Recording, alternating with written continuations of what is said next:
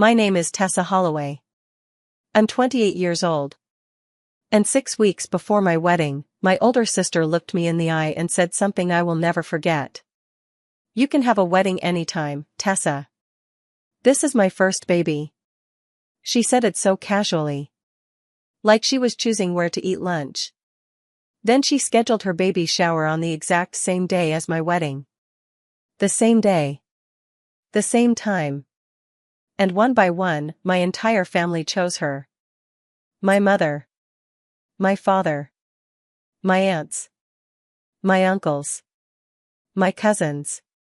Even the father who had promised he would walk me down the aisle.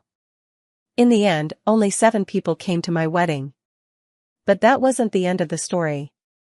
Because a few weeks later, the same family who ignored my wedding suddenly called me hundreds of times. And the reason why changed everything. But to understand what happened, I need to take you back. In my family, everything revolved around my sister. Her name was Vivian. Growing up, nobody said it out loud, but everyone knew it. If Vivian wanted something, everyone moved mountains to make it happen. My father, Theodore Holloway, worked at a regional bank for more than 30 years. My mother, Margaret, stayed home and spent most of her time hosting social events and trying to maintain the image of a perfect family. From the outside, we looked successful. Inside the house, things were different. 5 years earlier, Vivian had married Grant Mercer. Grant came from a wealthy family that owned a large commercial real estate company.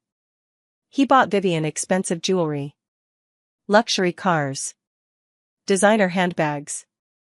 And most importantly, he paid many of my parents' bills. Once that happened, my family treated Vivian like royalty. She could do no wrong. Meanwhile, there was me. The younger daughter. The forgotten one. I worked as a freelance illustrator. I drew children's books and magazine artwork. It wasn't glamorous. It wasn't wealthy. But I loved it. I lived in a small rented studio apartment with paint stains on the counters and old furniture that didn't match. And honestly, I was happy. Then I met Rowan Bennett. We met at an art fair. He was standing in front of one of his paintings with a frustrated look on his face. I laughed. He turned around. And that was the beginning. Rowan was an artist. A talented one.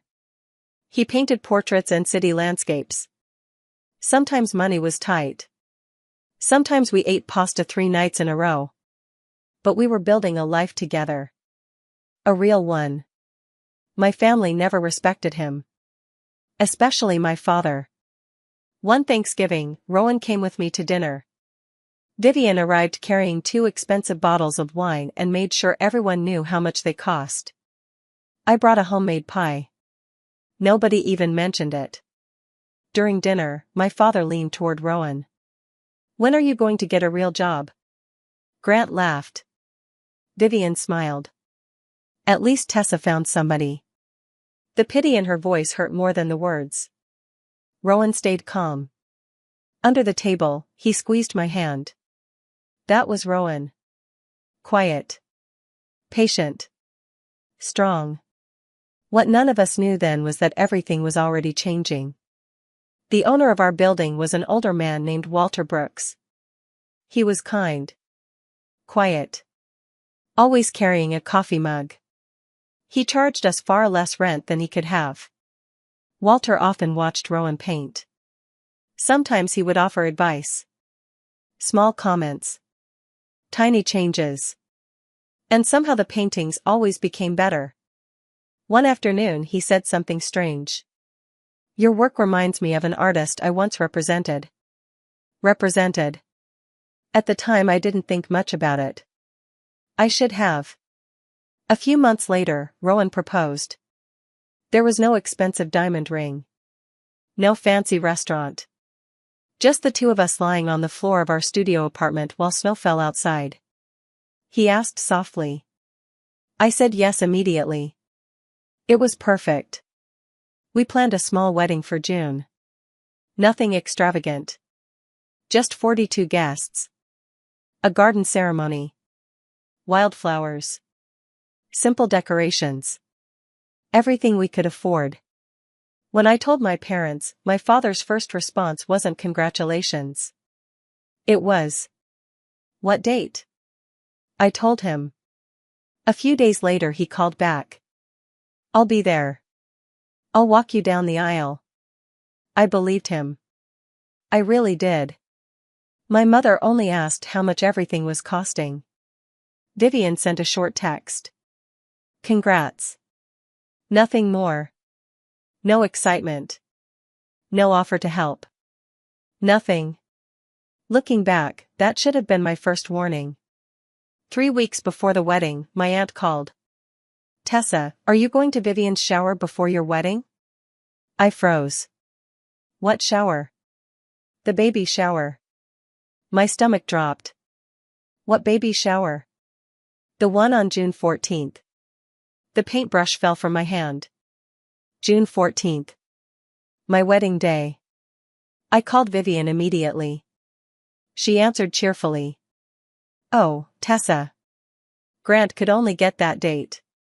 "That's my wedding day." "I know." The way she said it made my chest hurt. "I'm sorry, but this is my first baby." The baby shower was scheduled hours before my ceremony and nearly 2 hours away. Nobody could attend both. She knew that. I knew that. Everyone knew that. She had done it deliberately. Then she said the sentence I would never forget. "You can have a wedding anytime." I stared at the wall. "You planned this." "No, I didn't." "You knew my date." Silence. That silence told me everything. I called my mother. She immediately defended Vivian. "She really needs family support right now." "What about me?" "You'll understand someday." I called my father. He avoided giving a clear answer. "I'll figure something out." Days passed. Nothing changed. Then the RSVPs started arriving. Most of my family declined. One after another. The excuses sounded different. The message was always the same. They were choosing Vivian. Not me. A few days later, my best friend, Naomi, showed me screenshots from our family group chat. What I saw broke my heart. Vivian had personally called relatives and convinced them not to attend my wedding. She told my mother that missing the shower would hurt her feelings. She told relatives it would be embarrassing if people noticed family members were absent. Then Naomi showed me a message from Vivian directed at my father. "Tessa will understand. She's used to disappointment." I read it twice. My own sister had written that. Like my pain was normal. Like being ignored was simply my role in the family. Then I learned the truth. Grant wasn't just helping my parents occasionally. He was paying major expenses. The mortgage. Credit cards. Household bills. My parents were financially dependent on him. They weren't choosing Vivian because she was right. They were choosing her because they were afraid. That realization hurt more than anything. The night before sending my final reminder to the family, Rowan and I sat together in our apartment. "You don't need them for this to be real," he said softly. "But I want my dad there." "I know." His voice broke slightly. "I know." That night I sent one final message. Just the details. The address. The time. The directions. And one final sentence. "I hope to see you there." Nobody replied. Not one person. 12 days later, my wedding day arrived. At 7 in the morning, my phone rang. "Dad." I answered immediately. His voice sounded weak. "Tessa, your mother and I won't make it." My heart stopped. "What?" "The shower starts early." "You promised." "I know. You promised." Silence. Then he said something that shattered whatever hope I still had. "This is Vivian's first baby." I closed my eyes. "This is my only wedding day." He said nothing. I hung up. For several seconds I simply stared at the wall. Naomi quietly continued doing my makeup. Neither of us spoke. A few hours later, we arrived at the garden venue. 42 chairs had been arranged perfectly. White flowers. Soft ribbons. Everything looked beautiful. Until I noticed the empty seats. 35 empty chairs. Only 7 people had come. 7. The sight hit me like a punch. I stood at the beginning of the aisle completely alone. No father. No mother.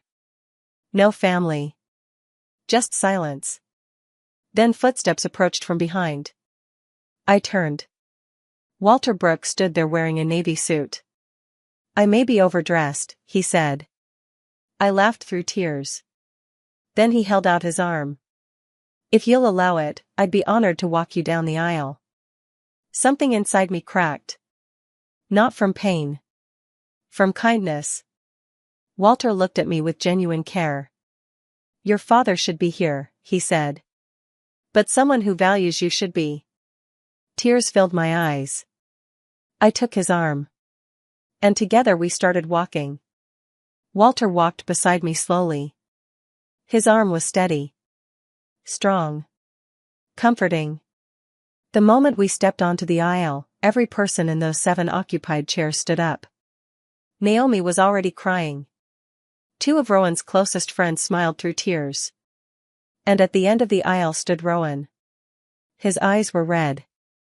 For a second, all the empty chairs disappeared. The missing family disappeared.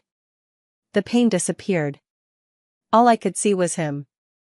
The man who had stood beside me when money was tight. The man who believed in me when nobody else did. The man waiting to become my husband. Walter squeezed my hand gently. "You deserve this day," he whispered. Then he placed my hand into Rowan's. The ceremony was simple. Short. Beautiful. We exchanged vows we had written ourselves. Rowan wrote his on a small piece of canvas. I wrote mine on the back of one of my illustrations. We laughed. We cried. 7 people clapped when we kissed. And somehow, despite everything, it was perfect. Afterward, we held our reception in the same garden. There was no ballroom. No expensive band. No luxury dinner. We ordered pizza. Shared wine. Played music through a portable speaker. As the sun went down, we danced under the open sky. It should have felt disappointing. Instead, it felt honest. For the first time all day, I felt peace. But later that evening, curiosity got the better of me. I opened Instagram. I immediately regretted it. Vivian had posted dozens of pictures. Pink decorations. Champagne glasses.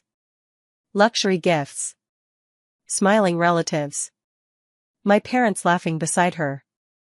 Then I saw a picture that made my chest tighten. My father stood beside Vivian with one hand resting on her stomach. He looked happier than I had seen him in years. The caption read, "Surrounded by love. Family is everything. Family is everything." The words felt like a knife. Because while she was posting that picture, I was standing in front of 35 empty chairs. I put my phone away. That night Rowan and I returned to our small apartment.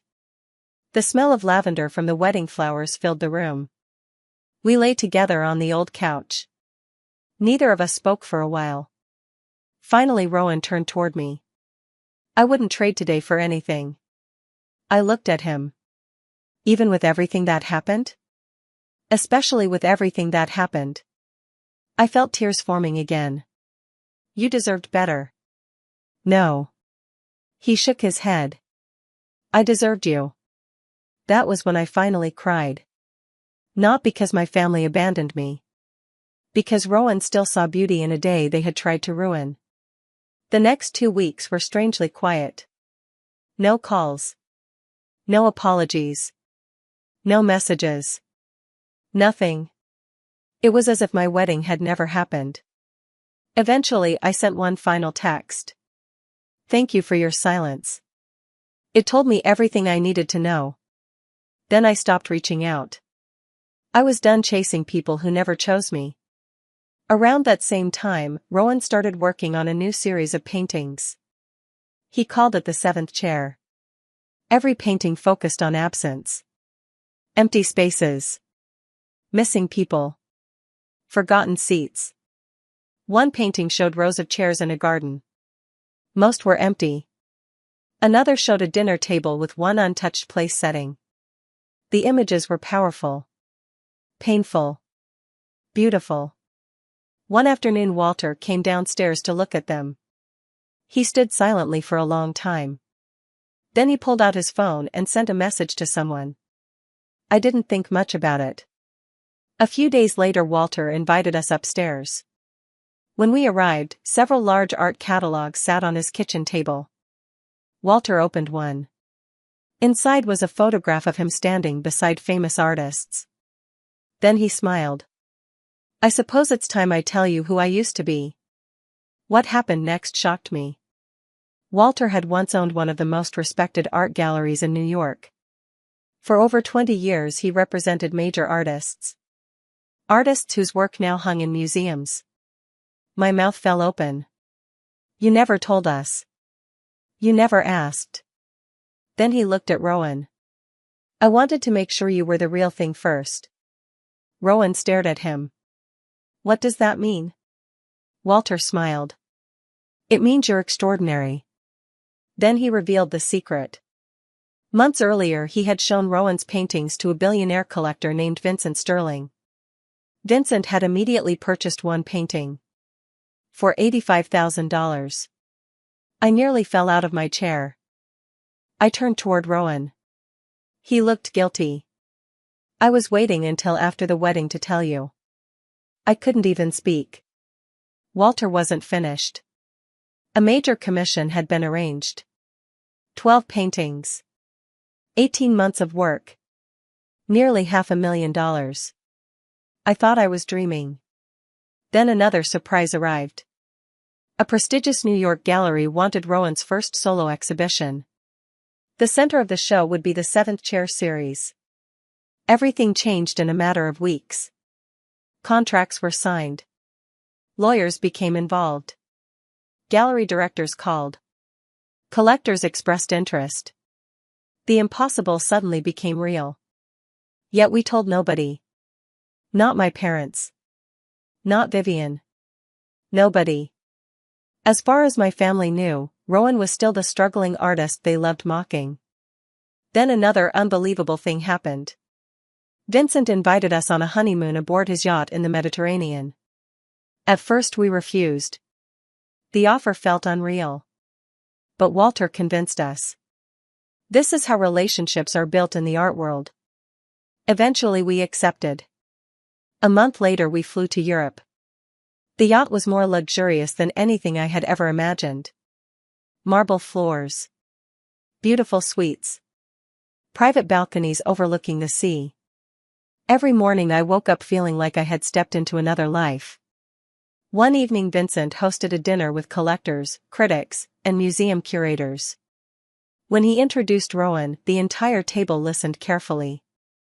They admired his work. Respected his ideas. Valued his talent. Nobody asked when he would get a real job. Nobody laughed. Nobody treated him like a failure. For the first time, I understood what respect looked like. On our final night, I posted a single photo online. Just one. Rowan and me standing together on the yacht. The caption was simple. Honeymoon with my husband. Grateful for the people who showed up. Then I went to sleep. The next morning my phone exploded. Hundreds of missed calls. Hundreds of messages. I stared in disbelief. The same family who ignored my wedding suddenly couldn't stop contacting me. My father. My mother. My cousins. My aunts. My uncles. Even Grant. Everyone wanted answers. Everyone wanted information. Everyone suddenly cared. My father wanted to know whose yacht it was. My mother wanted to celebrate our success. Vivian wanted to know if Rowan's art was actually selling. Grant wanted business connections. The hypocrisy was unbelievable. I answered none of them. Instead, I sent one message to the family group chat. I explained the truth. Rowan's success. The gallery. The collector.